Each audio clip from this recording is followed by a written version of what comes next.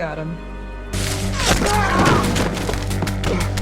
Nagsisimula ang pelikula sa isang dystopian na mundo, kung saan ang isang pagsiklab ng fungus ang pumatay sa 78% ng buhay ng mga hayop sa daigdig, 14 na taon na ang nakalilipas. Ang pagbagsak ng pagkain ay nagdulot ng malupit na digmaan na nag-iwan sa mga lupang sakahan bilang pinakamahalagang yaman ng sangkatauhan. Isang grupo ng mga armadong tao ang tumawid sa isang bukid at lumapit sa isang liblib na bahay. Pinuri ng isang lalaki ang mga pananim, habang ang iba ay sinubukang palihim na pumasok, ngunit ang isa ay mabilis na napatay.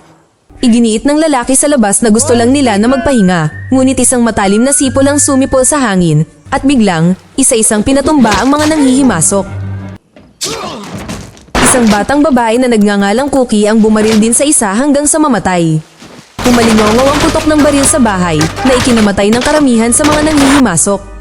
Mabilis na gumalaw si Hailey sa mga pananim na napatay ang mga lalaki ng may katumpakan. Habang ang kanyang anak na si Rain ay nagpaputok mula sa bintana. Nahuli ng kanyang anak na si Manny ang isang tumatakas na nanghihimasok at brutal na sinaksak ito. Nang matapos ang banta, sinuri ng pamilya ang mga bangkay at muling nagsama-sama. Ipinakilala sa atin ang asawa ni Hailey na si Galen at ang isa pang anak na babae, si Danes. Kinwestiyon nila kung paano nilabag ng mga umaatake ang kanilang mga depensa at nangakong mas patatagin ang ari-arian. Sa gabi, nagtitipon ng pamilyang Freeman para sa hapunan, kung saan nagsasanay ang mga bata ng mga senyales ng pagsipol na ginagamit upang magbabala ng mga banta. Pinag-uusapan nila ang tungkol sa mga pananim, seguridad, at pang-araw-araw na gawain. Inatasan ni Hailey si Manny ng isang misyon na maghatid ng mga supply sa kanyang kaibigang si Augusta. Binabalaan ito na huwag lumapit sa mga estranghero o makialam sa kahit sino. Sa mga sumunod na araw, nagsimula ang gawain ng pamilya. Pagsasanay sa pakikipaglaban, mga drill, pagsasanay sa target, pagsuri sa mga bakod na dekuryente, pangangaso sa kakahuyan, at pagsubaybay sa mga CCTV camera. Nakikinig din si Hailey sa radyo para sa mga update sa mga nakaligtas at mga ulat sa lupang sakahan. Isang gabi, binalaan ni Augusta si Hailey tungkol sa mga walang awang magnanakaw na umatake sa 3 pamilyang magsasaka at hiniling sa kanya na sanayin ang mga nakaligtas. Tumanggi si Hailey, ayaw sumugal sa panganib na malantad.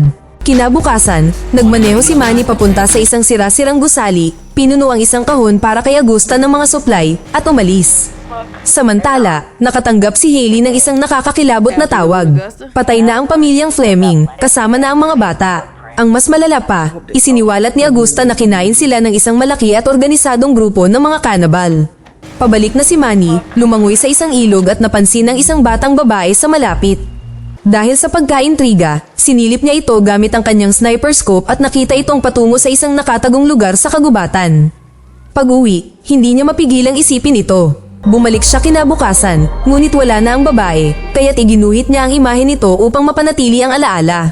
Pagkalipas ng ilang araw, dumating sina Manny, Galen, at Danes sa isang kamalig na naghahanap ng mga supply.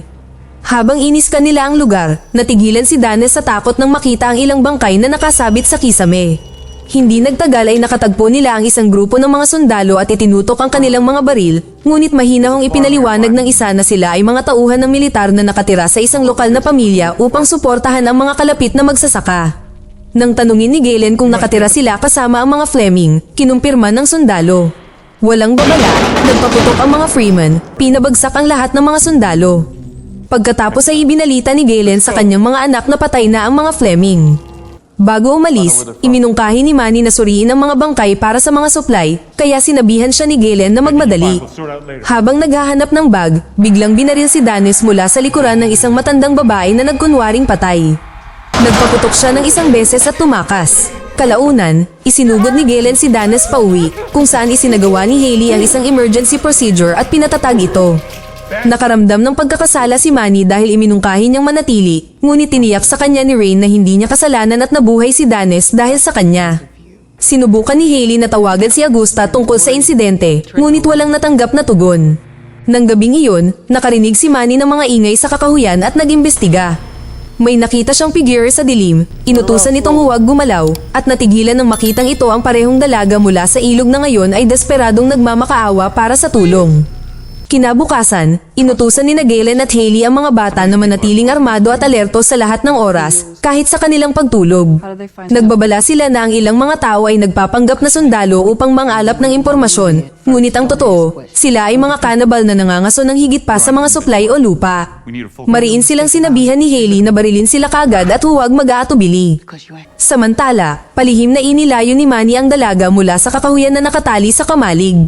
Tiniyak niya rito na ayaw niya itong saktan, tinanggal ang tali sa kanyang bibig, binigyan siya ng tubig, at inalagaan ang kanyang sugat. Nang akusahan siya nito ng pagkidnap, ipinaliwanag niya na ang kanyang ina ay hindi nagtitiwala sa mga estranghero. Nang gabing iyon, bumalik si Manny at pinilit siyang malaman kung sino siya at kung bakit siya naroon. Nagmakaawa siyang gamitin ang radyo, ngunit tumanggi ito. Dahil sa matinding galit, inamin niyang gusto lang niyang malaman kung buhay pa ang kanyang mga kamag-anak. Dahil sa pagkakasala, kinalagan siya ni Manny. Pagkatapos ay isiniwalat niya na ang kailangan lang niya ay isang radyo upang mahanap ang sakahan ng Freeman na ikinagulat niya. Nang tanungin niya kung bakit, sinabi sa kanya ng kanyang tiyahin na ang mga Freeman lamang ang makakatulong. Humahaba ang tensyon at nagsimula silang magbukas ng kanilang mga saloobin. Ikinwento ni Manny ang tungkol sa kanyang pagkahilig sa paglangoy habang nahihiyang inamin ng dalaga na nakita niya itong pinapanood siya sa ilog na nag-iwan sa kanya ng kahihiyan. Kinabukasan, tinipon ni Galen at Hailey ang pamilya para sa araw na iyon, ngunit napansin niyang nawawala si Manny. Sa kamalig, pinatugtog ng dalaga ang kanyang music player at sumayaw habang siya ay nanonood ng may pagkamangha. Nawasak ang sandali nang biglang pumasok sina Hailey at Galen at kinaladkad ni Hailey ang dalaga palayo. Nakakulong si Manny sa loob, desperadong kinatok ang pinto. Sa labas, hinarap ni Hailey ang dalaga gamit ang baril at hinihingi ang katotohanan. Sinabi ng dalaga na ang kanyang pangalan ay Don, isang nurse sa isang programa ng gobyerno na tumutulong sa mga bukid. Inaangkin niya na inatake ang kanyang grupo, ngunit hindi siya pinaniwalaan ni Hailey at nagpaputok ng babala. Dahil sa takot, sinabi ni Don na ang kanyang tiyahin na si Augusta ang nagsugo sa kanya na nag-iwan kay Hailey na tulala. Samantala, nakatakas si Manny mula sa kamalig at nagmadaling pumunta sa control room upang tawagan si Augusta, ngunit walang natanggap na tugon. Pumasok si Hailey, galit na galit. Iginiit ni Manny na maaaring nasa panganib si Augusta, ngunit ikinatwiran ni Hailey na isa siyang marine na kayang hawakan ng sarili at sinabing ang kanilang tungkulin ay protektahan ng bukid. Pinagalitan niya ito dahil sa pagkahulog sa bitag ni Don at inakusahan si Don ng pagsisinungaling. Lumalala ang kanilang pagtatalo hanggang sa bigla na lamang umalis si Manny. Pagkatapos ay isinama ni Manny si Don at nagmaneho upang hanapin si Augusta.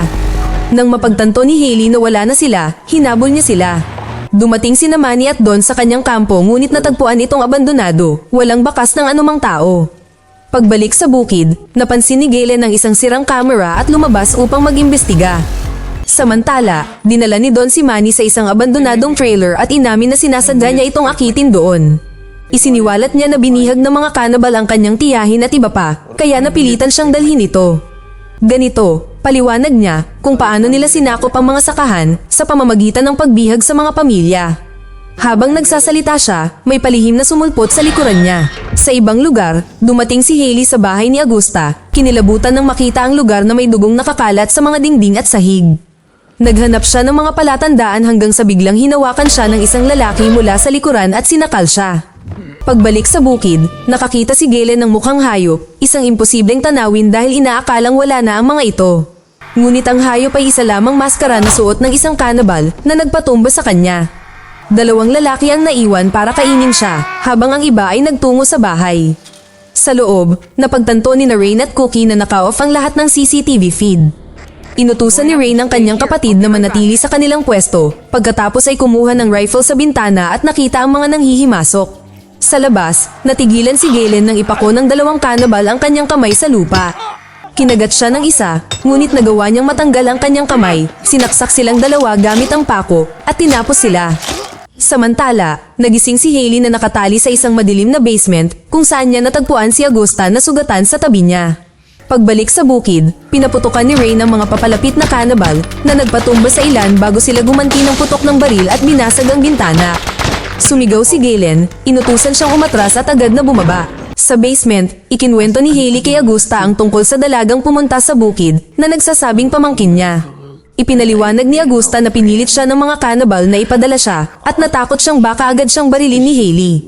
Nangako si Hailey na ilalabas sila, ngunit isiniwalat ni Augusta na may itinago siyang ilang mga bata na dapat ding iligtas. Hindi nagtagal ay bumalik ang mga kanabal at tinuya ng kanilang pinuno si Hailey. Sinasabing naiiba siya sa iba dahil wala siyang pakialam sa pamilya ng iba. Kinundena sila ni Hailey dahil sa pagkain ng mga tao, ngunit ikinatwiran ng pinuno na hindi sila naiiba. Pinapatay din niya ang mga tao at tinuruan pa niya ang kanyang mga anak na gawin ito, lahat para mabuhay. Habang nagsasalita siya, brutal na hiniwan ng isa sa mga lalaki ang leeg ni Augusta. Inihahanda siya para sa pagkain habang napilitan si Hailey na manood. Samantala, sina Manny at Don ay nakaupo kasama ang tatlong nagugutom na kabataan na kinain ng pagkaing dala niya. Nagpasalamat si Don sa kanya at humingi ng tawad sa pag-akit sa kanya doon. Ipinaliwanag na ginawa lamang niya ito para iligtas ang kanyang tiyahin at ang mga kabataan. Naunawaan ni Manny at nangakong ililigtas ang kanyang tiyahin upang makatakas silang lahat ng sama-sama. Sa basement, nakahiga si Hailey na walang malay hanggang sa isang kalbong lalaki ang lumapit upang patayin siya. Nagawa niya itong pigilan, sinakal siya hanggang sa mamatay, at kinuha ang rifle nang pumasok ang pinuno ng cannibal at tinantad siya ng bala. Sa bukid, nagtago si Galen kasama ang mga bata sa basement, ngunit si Danes ay nasa itaas pa rin, nagtatago sa isang aparador. Nagtago si Galen upang iligtas siya, binalaan ng kanyang mga anak na babae na manatili sa kanilang tahanan. Itinulak ni Hailey ang kanyang sarili palabas ng basement at muling nakipagkita kay Manny na naghahanap kay Augusta. Labis na nalungkot si Manny nang makita ang kanyang katawan at sa wakas ay naunawaan na ang lahat ng ginagawa ni Hailey ay upang protektahan ng pamilya. Pagbalik sa bukid, maingat na umakyat si Galen sa itaas ng isinara ni Rainey ang lahat ng mga kurtina at pinatay ang mga ilaw. Gamit ang dilim sa kanyang kalamangan, napatay ni Galen ang mga nanghihimasok. Nang ibalik ni Rainey ang mga ilaw, tumayo siya sa ibabaw ng kanilang mga katawan, malubhang nasugatan ngunit nagtagumpay. Samantala, natagpuan ni Hailey at Manny si Don kasama ang tatlong kabataan. Nang malaman ni Don na patay na ang kanyang tiyahin, nalungkot ito ng sobra.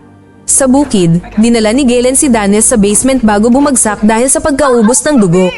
Nataranta siyang pinapanatag ng kanyang mga anak na babae. Nang tiningnan ni Rainey ang CCTV, nakita niya ang dalawang nanghihimasok sa labas na nagbubuhos ng gasolina para sunugin ang bahay. Kahit nasugatan, iginiit ni Galen na maaari pa rin siyang lumaban at sinabihan siyang papasukin sila. Ilang sandali pa, lumapit si Hailey at ang mga kabataan sa bukid nang biglang bumuhos ang mga bala. Inutusan ni Hailey si Manny na dalhin ang mga bata sa basement habang hinaharap niya ang mga umaatake. Sa loob, pinapasok ni Rainey ang dalawang cannibal at nilinlang sila sa pamamagitan ng pagpapakita kay Danes na walang malay na sinasabing nabaril siya. Isang cannibal ang itinutok ang isang patalim sa lalamunan ni Danes habang ang isa naman ay sinusuri ang lugar. Sa labas, nabaril si Hailey ngunit nilalabanan ng sakit na napatay ang ilang cannibal bago maubos ang kanyang bala na napilitan siyang tumakas. Sa basement, isa sa mga cannibal ang nakatuklas ng pinto patungo sa isang silid na puno ng mga bala at isang cabinet ng mga bihirang pampalasa at halamang gamot. Bago pa man siya makariyak, tumayo si Galen at binaril siya hanggang mamatay. Kasabay nito, sinaksak ni Danes ang pangalawang cannibal at tinapos ito ni Rainey gamit ang kanyang baril. Ilang sandali pa, dumating si Manny kasama si Don at ang mga nailigtas na kabataan. Nabigo si Rainey nang makitang bumalik si Don, ngunit hindi siya pinansin ni Don at inalagaan ng malubhang sugatang si Galen.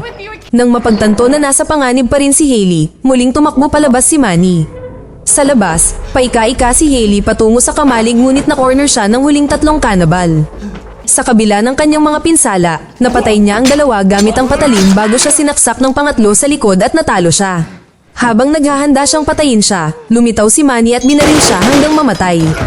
Tumakbo siya kay Hailey, nagmamakaawa na manatiling gising, ngunit binawian siya ng buhay dahil sa kanyang mga pinsala, naiwan siyang umiiyak sa kanyang katawan.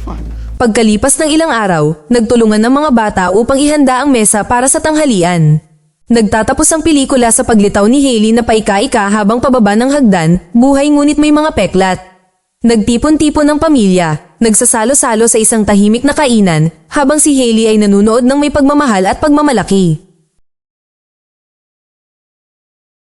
Mag-subscribe para sa higit pang mga video na tulad nito, i-on ang notification at mag-iwan ng like para matulungan ang aming channel. Salamat sa panunood.